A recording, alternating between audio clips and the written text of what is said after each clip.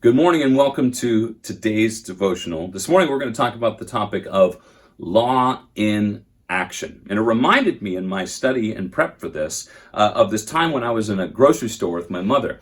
And we were in the checkout line and I looked and saw the large array of candy bars that were right there in front of me. And I was hungry, so I grabbed one. So my mom had paid for everything, and so we started to walk from the store to our car, and I took out that candy bar and I started eating it. And my mom looked at me and she said, "Joel, where did you get that from?" Because what happened was that I just took that candy bar and I put it in my pocket and we walked out the store, and my mom never paid for it because I never put it up on the counter. And it was in that moment my mom had to explain to me that, "Joel, you just stole something." And I know that my response in that moment was, "Well, I didn't know."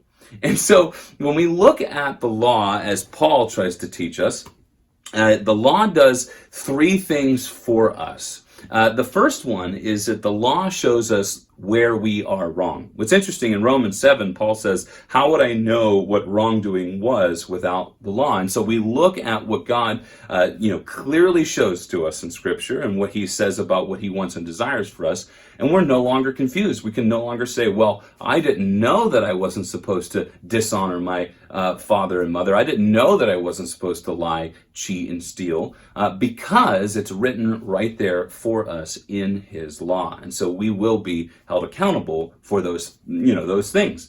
But the second thing is that the law helps us to know that there is truly a lawgiver. When I hear atheists talk about good and bad happening in the world, an interesting part about that is I wonder how they can really say that there is good or bad in the world. I think they have a sense of what is good and what is right and what is wrong from what God has placed within them. But if they believe that we live in a universe where there is no moral lawgiver, then how can we differentiate between the moral law of good and evil? And so I think that's one of the things that's really important for us to understand, is that in order for there to be a law, we need to have had ultimately a moral lawgiver to give us those things so that we can know what is right and what is wrong. And the last one is this, is very interesting, and this is what J.I. Packer talks about at the end of his chapter here, is he says that essentially the law becomes our desire as Christians when we begin to follow Jesus. Not because we use it to save us, but because we are saved and our desires have changed. Before we lived to sin and to self, and we were slaves to sin, but now we are now slaves to righteousness. That we see what God's law is and we go, "I want to do that."